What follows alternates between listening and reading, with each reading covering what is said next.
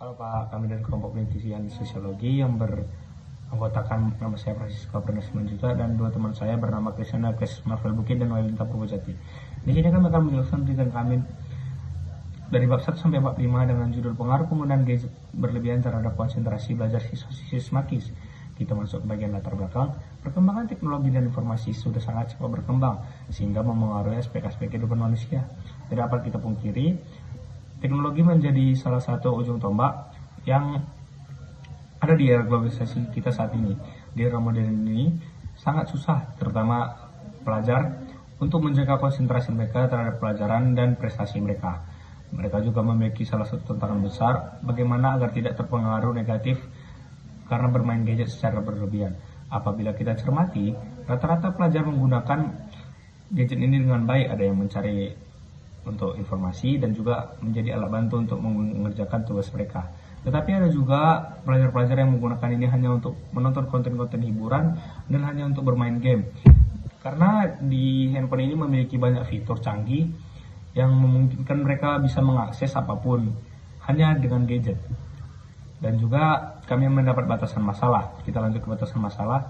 Kami mendapatkan batasan masalah dengan penggunaan gadget berlebihan terhadap konsentrasi belajar siswa-siswi SMAKIS dengan kriteria pelajar siswa-siswi SMAKIS itu sendiri dan orang-orang yang susah mengatasi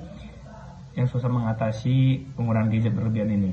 Kami mendapatkan dua rumusan masalah dari latar belakang tersebut, yaitu bagaimana membatasi penggunaan gadget berlebihan terhadap konsentrasi siswa-siswi SMAKIS ini dan faktor apa saja yang mempengaruhi konsentrasi mereka. Kami juga mendapatkan tujuan penelitian, yaitu memverifikasi apa saja yang membuat mereka sulit untuk mengontrol penggunaan gadget mereka. Yang kedua, mengidentifikasi faktor apa saja yang mempengaruhi konsentrasi mereka. Kami juga mendapatkan manfaat penelitian yaitu untuk mengetahui faktor-faktor apa saja sih yang mempengaruhi siswa-siswi SMAKIS ini. Mereka sangat sulit mengontrol diri mereka untuk tidak memegang HP pada saat pembelajaran. Banyak sekali murid-murid siswa SMAKIS yang menggunakan handphonenya saat pembelajaran sedang dimulai. Ada yang bermain game, ada yang scroll sosial media. Nah, di sini kami ingin tahu apa saja sih yang membuat mereka melakukan hal itu dan untuk sekolah agar dapat mengatasi permasalahan murid-murid ini. Kajian teori menurut Emory Cooper. Kajian teori merupakan dasar teori yang mendasari penelitian meliputi konsep, definisi, dan proporsi yang berhubungan secara sistematis untuk menjelaskan dan meramalkan gejala. Manfaat gadget itu ada manfaat utama dari kemunculan gadget adalah memudahkan manusia untuk melakukan pekerjaan seperti mempermudah dalam berkomunikasi, mencari informasi, dan mencari hiburan.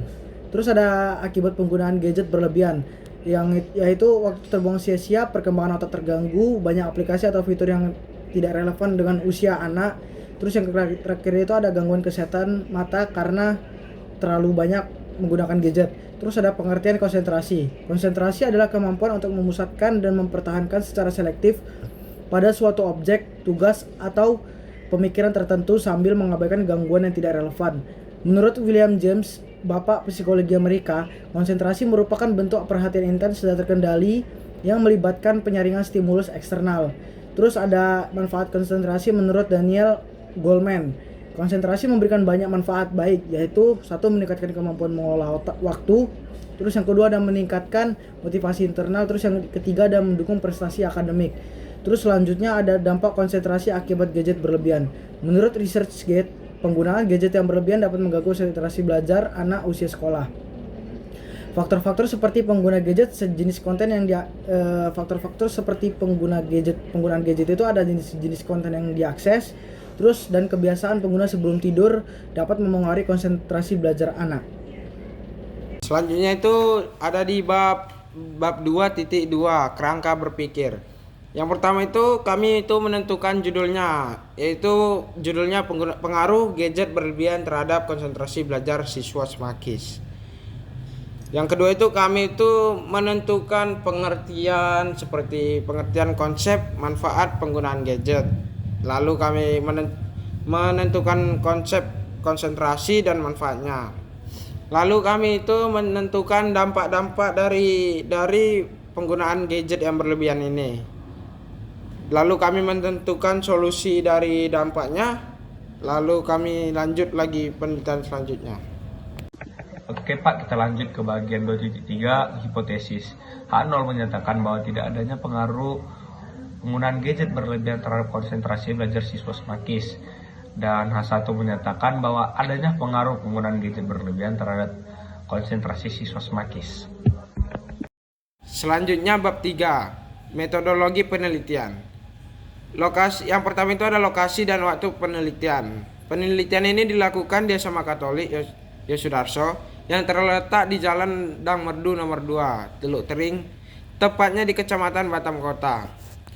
Penelitian ini dikhususkan pada kelas XA, XB, XC, dan XD. Penelitian ini dimulai pada 25 Januari 2025 hingga selesai pada bab 5. Selanjutnya itu ada rancangan penelitian. Yang pertama itu kami menentukan judul, lalu kami itu mengidentifikasi, menganalisis, dan memverifikasi judul. Yang ketiga itu kami menentukan tujuan dan manfaat dari penelitian. Lalu yang keempat itu kami itu menentukan kajian teori. Dan yang kelima kami menentukan metode penelitian dan sampel dan populasi penelitian. Lalu kami itu membuat angket atau kuesioner dan menyebarkannya. Lalu kami menyederhanakan angket, kuesioner. Lalu yang ke-8 itu kami kesimpulan. Selanjutnya itu 3.3 populasi dan sampel. Menurut Sugiono, populasi adalah wilayah generalisasi yang terdiri atas objek atau subjek yang mempunyai kualitas dan karakteristik tertentu yang ditetapkan oleh peneliti untuk dipelajari, kemudian ditarik kesimpulannya. Di sini populasi yang kami ambil yaitu SMA Katolik Yosudarso, tepatnya pada kelas XA, XB, XC, dan XD. Pada kelas tersebut rata-rata jumlah siswanya yaitu 37 siswa dengan kondisi peneliti menggunakan teknik pengambilan data dengan kota sampel, yang dimana peneliti akan mengambil 25 sampel dari keempat kelas tersebut. Selanjutnya itu teknik pengumpulan sampel. Sampel yang diambil adalah kota sampel, yang dimana sampel tersebut digunakan peneliti untuk menentukan sampel dari populasi tertentu yang memiliki ciri-ciri tertentu sampai jumlah kota yang diinginkan dari peneliti. Cara menentukan sampel ini yaitu peneliti akan mengambil sampel dari populasi yang sudah dipilih secara acak dan akan mengumpulkan data dari setiap individu pada populasi yang dipilih. Dari penelitian ini, peneliti setidaknya mengambil 5 orang sebagai perwakilan setiap kelas.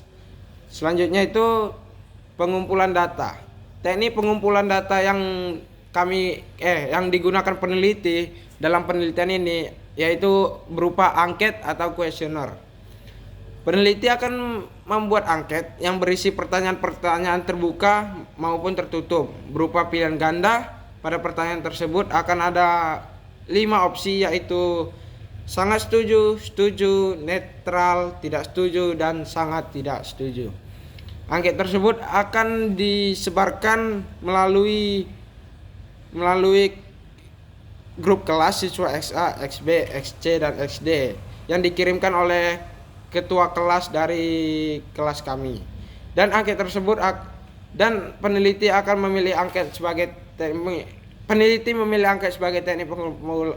pengumpulan data karena teknik tersebut dapat dilakukan dengan cepat dan dapat diisi kapan saja, sehingga pertanyaan-pertanyaan yang peneliti buat dapat dijawab dengan benar. Selanjutnya itu 3.6 ada teknik analisis data. Dari judul yang kami buat yaitu pengaruh penggunaan gadget terhadap konsentrasi siswa SMA Yosudarso, kami menggunakan teknik analisis statistik deskriptif yaitu tabulasi data. Teknik analisis data yang digunakan peneliti adalah tabulasi data. Apa sih itu tabulasi data? Jadi tabulasi data yaitu merupakan proses pengolahan data yang dilakukan dengan memasukkan data yang didapatkan ke sebuah tabel. Menurut Sujarweni, analisis data diartikan sebagai kumpulan data yang sudah tersedia kemudian diolah dengan statistik dan dapat digunakan untuk menjawab rumusan masalah yang dibuat oleh peneliti. Lalu hasil dari tabulasi data ini dapat menjadi gambaran tentang hasil penelitian karena data yang diperoleh sudah tersusun dalam bentuk tabel yang mudah dipahami. Lalu selanjutnya 3.7 yaitu validitas data. Sugiono pada 2019 menjelaskan bahwa validitas data adalah instrumen yang dapat digunakan untuk mengukur antara data yang terjadi pada objek dengan data yang dapat dikumpulkan oleh peneliti. Uji validitas penelitian ini menggunakan korelasi bivariate Pearson dengan menggunakan rumus. Dasar pengambilan keputusan dilakukan dengan membandingkan nilai R yang dihitung dengan nilai R yang ada di tabel untuk menentukan apakah suatu unit layak atau tidak. Dilakukan uji signifikasi terhadap koefisien korelasi. Hal ini menunjukkan bahwa suatu item dianggap valid jika memiliki korelasi yang signifikan dengan total skor. Ketika nilai R yang dihitung lebih besar dan positif dibandingkan dengan R tabel, maka item tersebut dianggap valid. Sebaliknya, jika nilai R yang dihitung lebih kecil dari R tabel, maka item tersebut tidak valid. Oke, mungkin segitu aja bab 3 kami, dilanjut pada bab 4. Sekarang lanjut ke bab 4. Di bab 4 itu kami mendapatkan hasil dan pembahasan penelitian. Hasil penelitian itu kami itu mendapatkan melalui pengumpulan informasi menggunakan kuesioner terstruktur yang kami bagikan melalui Google Form. Partisipan dalam penelitian ini adalah siswa-siswi SMA Yosudarso dari kelas 10A, 10B, 10C, dan 10D. Berdasarkan pertanyaan yang kami berikan kepada 25 responden, nama dan kelas dapat diidentifikasi. Klasifikasi identitas partisipan dilakukan untuk memperoleh pemahaman yang jelas tentang aktivitas mereka. Terus ada deskripsi responden berdasarkan kelas. Berdasarkan gambar 4.1, sebanyak 5 atau 25 responden berasal dari kelas 10A, 40% atau 10 dari 25 responden berasal dari kelas 10B, 20% atau 5 dari 25 responden berasal dari kelas 10C, dan juga 20% atau 5 dari 25 responden berasal dari kelas 10D. Oke, sekarang saya akan lanjut ke pertanyaan pertama. Itu ada saya berusaha mengontrol penggunaan gadget agar tidak merusak konsentrasi. Berdasarkan pertanyaan yang pertama tentang saya berusaha mengontrol penggunaan gadget agar tidak merusak konsentrasi itu sebanyak 36% atau 9 dari responden memilih sangat setuju yang menyatakan bahwa mereka berusaha mengontrol penggunaan gadget agar tidak mengganggu konsentrasi saat belajar. 48% atau sekitar 12 dari 25 responden memilih setuju. 12% atau 3 dari 25 responden memilih ragu-ragu, dan 4% atau 1 dari 25 responden memilih tidak setuju, dan tidak ada responden yang memilih sangat tidak setuju. Terus saya akan lanjut ke pertanyaan yang kedua. Saya membatasi penggunaan gadget ketika ingin belajar. Dengan pertanyaan kedua ini, saya membatasi penggunaan gadget ketika ingin belajar itu sebanyak 52% yang memilih kategori setuju, yang menyatakan bahwa mereka membatasi penggunaan gadget ketika ingin belajar, dan 12% responden memilih sangat tidak setuju, yang menunjukkan bahwa masih ada siswa yang belum membatasi penggunaan gadget saat belajar. Terus saya akan menjelaskan tentang pertanyaan ketiga. Saya mengatur waktu untuk menggunakan gadget. menjelaskan tentang mengatur gadget itu berdasarkan pertanyaan mengatur untuk waktu menggunakan gadget itu ada sebanyak 36% responden menjawab ragu-ragu yang mungkin mengindikasi adanya ketidakpastian atau kesulitan dalam menerapkan aturan dalam menggunakan gadget. Terus pertanyaan keempat itu, saya sering tergoda untuk menggunakan konten hiburan saat belajar. Berdasarkan pertanyaan saya sering tergoda untuk menggunakan konten hiburan saat belajar, itu sebanyak 25% kategori sangat setuju yang menyatakan bahwa mereka sering tergoda untuk membuka konten hiburan saat belajar. Terus pertanyaan kelima itu ada saya cenderung malas melakukan sesuatu jika saya bermain gadget. Saya akan menghitung seberapa persen saya dalam pertanyaan saya cenderung malas melakukan sesuatu jika saya bermain gadget.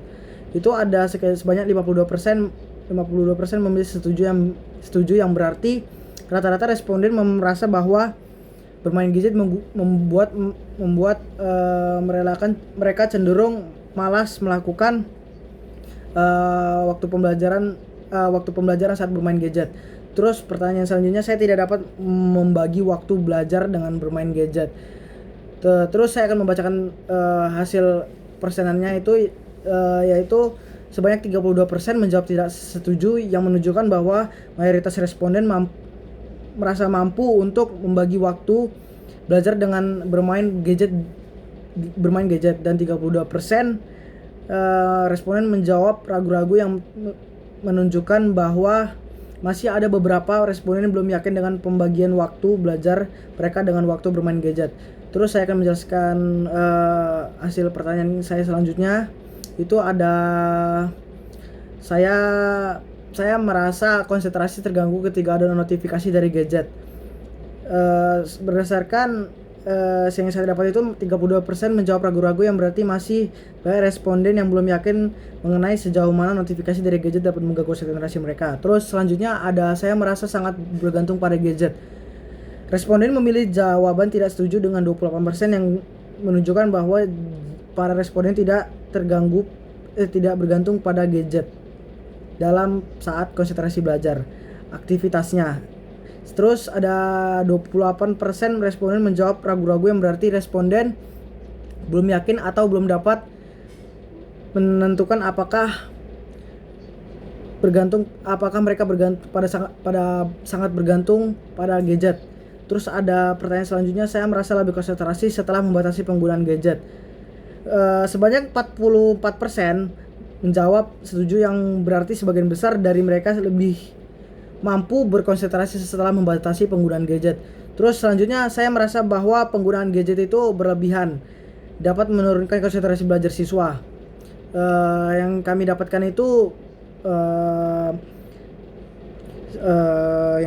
itu ada sekitar 48% memilih kategori sangat setuju dan 36% memilih setuju yang berarti hampir setengah dari responden meyakini bahwa penggunaan gadget secara berlebihan itu dapat menurunkan konsentrasi dalam waktu belajar. Baik, kita lanjut ke bagian 4.2 uji prasyarat analisis. Kami menggunakan hasil validitas data. Hasil validitas data atau uji validitas data digunakan untuk menyatakan valid tidaknya suatu kuesioner. Sugiono 2019-176 menjelaskan bahwa validitas adalah instrumen yang digunakan untuk mengukur antara data yang terjadi pada objek dan data yang dikumpulkan oleh para peneliti. Tingkat validitas data diukur dengan membandingkan nilai R hitung dengan R tabel. Nah, gimana sih mendapatkan nilai R tabel ini? Nah, R tabel ini didapat melalui rumus DF sama dengan N kurang 2 Sik 5%. Nah, N ini adalah total responden kita. Kami memiliki 25 responden, yang berarti DF sama dengan 25 kurang 2 sama dengan 23 dibandingkan Sik 5%. Didapatlah R tabel sebesar 0,3809. Semua item kami telah kami hitung dan hasilnya semua valid.